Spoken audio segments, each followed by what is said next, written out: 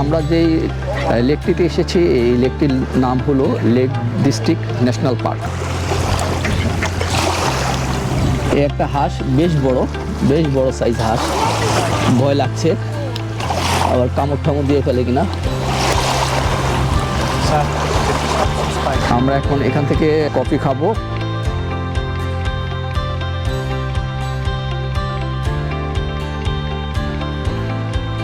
Lake district হলো ইংল্যান্ডের উত্তর পশ্চিম কুম্বিয়ার একটি অঞ্চল এবং জাতীয় পার্ক। এটি পর্যটকদের কাছে বেশ জনপ্রিয় একটি স্থান।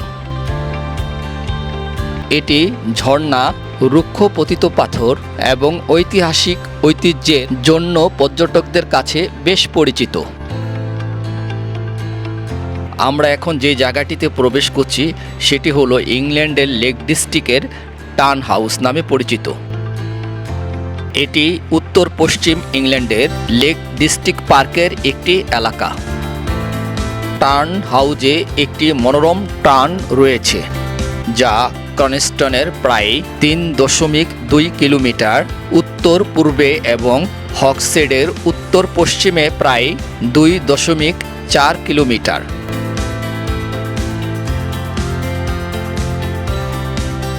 এটি 1970-এর দশক হতে প্রতি বছর 1/2 মিলিয়নেরও বেশি দর্শনার্থী এখানকার সৌন্দর্য উপভোগ করার জন্য আসেন। এই পার্কটি ন্যাশনাল ট্রাস্ট দ্বারা পরিচালিত হয়ে থাকে। এই পার্কটি জন রাস্কিন দ্বারা নামকরণ করা হয়েছিল, যিনি মনে করেছিলেন টপ গিলের আরও মনোরম নামকরণ করার প্রয়োজন। জন রাস্কিন এই এলাকাটিকে গ্লেন মেরি উপাধি দিয়েছেন। Open world racing game Forza Horizon এর মানচিত্রে এলাকাটি উল্লেখ রয়েছে। টার্ন হাউস এলাকায় মূলত 3টি অনেক ছোট টার্ন রয়েছে, সেগুলোকে নিম্ন টার্ন, মিডল টার্ন এবং হাই টার্ন নামে আখ্যায়িত করা হয়। আমি যে লেকটির পাশে দাঁড়িয়ে আছি সেই লেকটির নাম ন্যাশনাল টার্ন হাউস। সেখান থেকে পাহাড় থেকে বেশ কিছু নিচে আমাদের সবাই দাঁড়িয়ে আছে পাহাড়ের উপরে। আমি পাহাড় থেকে নিচে নেমে আসছি। নামার সময় হয়তো আমি নেমেছি পাহাড় দিয়ে, এখন উঠবো রাস্তা দিয়ে। আর আমাদের যে সদস্যরা তারা উপরে দাঁড়িয়ে আছে, ওই যে দেখা যাচ্ছে পাহাড়ের বেশ উপরে তারা।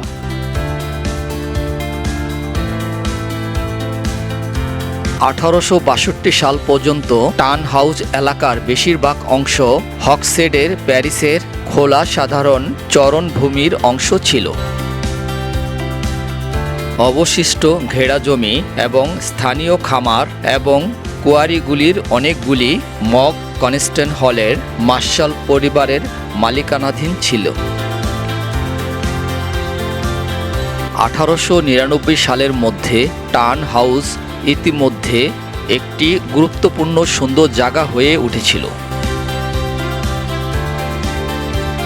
এইচ.এস. কাউপার উল্লেখ করেছিলেন, টার্ন হাউস শীতকালে স্কেটারদের প্রিয়, গ্রীষ্মে পিকনিক পার্টির জন্য।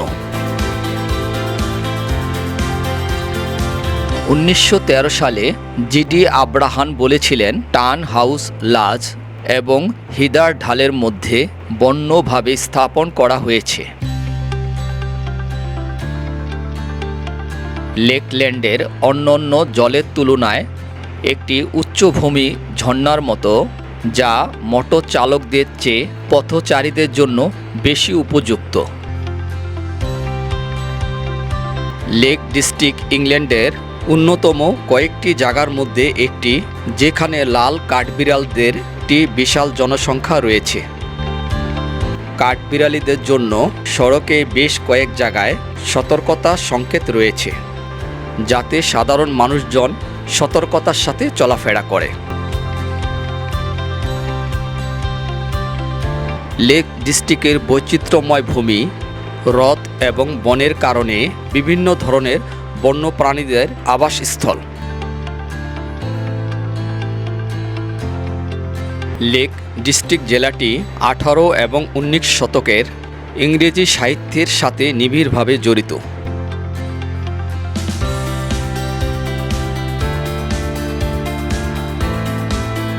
ন্যাশনাল ট্রাস্ট হলো ইংল্যান্ড, ওয়েলস এবং উত্তর আয়ারল্যান্ডের ঐতিহ্য সংরক্ষণের জন্য একটি দাতব্য সংস্থা এবং সদস্য পদ।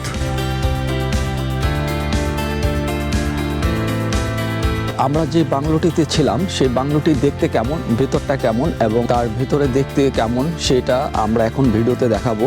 লন্ডন থেকে আমরা যে বেড়াতে এসেছি যেই গ্রামটিতে বা যে এলাকাটিতে, সেই এলাকাটিতে লন্ডন থেকে আসতে আমাদের প্রায় 6 ঘন্টার মতো সময় লেগেছে। আরও 2 ঘন্টা ছিল সকালের ব্রেকফাস্ট এবং দুপুরের খাবার খাওয়ার জন্য। তো 8 থেকে 9 ঘন্টা সময় লেগেছে আমাদের এখানে আসতে। বাংলোটির পাশে একটি বাগান ছিল যার বাংলোর মালিকের, তো সেই বাগানটিতে আপেল গাছে আপেল ধরে আছে। এই বাংলোটা হলো পাহাড়ের বেশ উপরে। তো আমি এখন এই বাংলোটির ভিতরে ঢুকবো, সেটা একটু দেখাবো। এবং এই বাংলোটি ছিল পাহাড়ের বেশ উপরে, এবং পাহাড়ের বেশ উপরে বাংলোটি ছিল। আর বাংলোটির পাশে একটি বাগান ছিল যার বাংলোদের জন্য এটা ঠান্ডা লাগছে, এবং যেহেতু আমরা ঠান্ডা এতটা অভ্যস্ত না, তাই আমাদের জন্য এটা ঠান্ডা লাগছে। এখানে চা কফি খাওয়ার জন্য সুব্যবস্থা রয়েছে। আর আমরা যে বাংলোটিতে ছিলাম সেই বাংলোটির ভিতরে দেখতে কেমন, সেই বাংলোটির ভিতরে আমরা এখন প্রবেশ করব। প্রবেশ করে ভিতরে দেখতে কেমন সেই জিনিসগুলো আমরা দেখব। তো আমরা, এটা হলো মূল গেট, গেট দিয়ে ভিতরে প্রবেশ করলাম। ভিতরে প্রবেশ করে আমরা প্রথমেই বাংলোটির নিচের দিকে নামব। বাংলোটি ছিল দোতলা, তো আমরা নিচের দিকে ছিল আমাদের 3টি বেডরুম। তো এই একটি বেডরুম দেখতে পাচ্ছেন, এখানে ডাবল বেড উপরে এবং নিচে। আর পাশে আরেকটি রুম ছিল। এই বেডরুমটি ছিল বেশ বড়।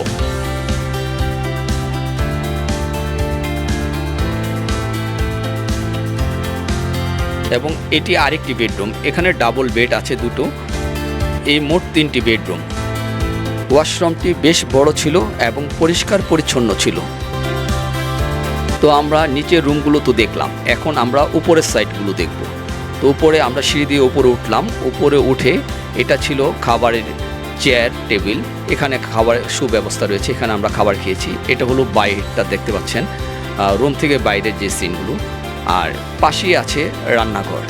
রান্নাঘরে ছিল আপনার ওভেন, হাঁড়ি, পাতিল এবং রান্না করার যে সরঞ্জামগুলো প্রয়োজন হয় সেগুলো অলমোস্ট সবই এইখানে ছিল। তো এখানে থাকার কারণে বাসা থেকে আমরা বিভিন্ন খাবার ফ্রিজিং করে নিয়ে আসছি, সেই খাবারগুলো আমরা এখানে রান্না করে খেয়েছি। আর এখন যে রুমটি দেখতে পাচ্ছেন সেটা হলো ড্রয়িং রুম। ড্রয়িং রুমটা বেশ বড় ছিল। আর এখানে প্রায় 180 থেকে 200 স্কোয়ার ফিটের মতো এটা হবে। আর এখানে শীতের দিনে আগুন জ্বালানোর জন্য একটি সুব্যবস্থা রয়েছে। আগুন জ্বালানোর জন্য এখানে কাঠ এবং আগুন ধরানোর জন্য যে সরঞ্জামগুলো প্রয়োজন হয়, লাড়কি এবং বিভিন্ন জিনিসগুলো এখানে রাখা আছে। রুম থেকে বাইরটা দেখতে কেমন ছিল, বাইরে বেশ বৃষ্টি হচ্ছে। এর ভিতরের অবস্থা এই ধরনের ছিল।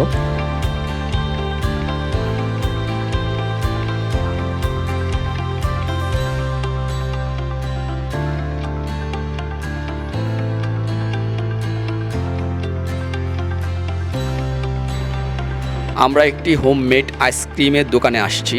আমরা এখানে আইসক্রিম খাবো। আইসক্রিমটা খেতে টেস্ট কেমন আমরা একটু টেস্টটা দেখব। তো আমরা আমাদের ফ্রেন্ডস অ্যান্ড ফ্যামিলির যারা আছে একটু খাবো, দেখি টেস্টটা কেমন। তো আমরা হোমমেড আইসক্রিমগুলো কিনে নিলাম এবং খেলাম। শাহিন ভাই, এখানে আইসক্রিম মোট কয়টা নিলাম আমরা?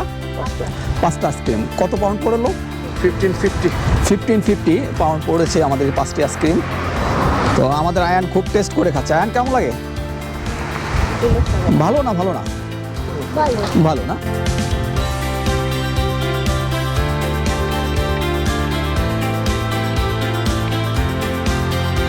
তো সারাদিন ঘুরোঘুরি করে আমরা লেক ডিস্ট্রিক্টের যে সৌন্দর্য 3 দিন ছিলাম, 3 দিনের যে সৌন্দর্য উপভোগ করেছি সেই সৌন্দর্য আপনাদের কাছে কিছু তুলে ধরলাম। তো আশা করি আপনারা যখন ইংল্যান্ডে ট্যুরে আসবেন লেক ডিস্ট্রিক্টটা অবশ্যই ঘুরে যাওয়ার চেষ্টা করবেন। আমার কাছে বেশ ভালো লেগেছে, আপনাদের কাছেও আশা করি ভালো লাগবে। তো আজকের মতো লেক ডিস্ট্রিক্ট থেকে আমি বিদায় নিচ্ছি, আবার কোনো নতুন ভিডিও নিয়ে দেখা হবে।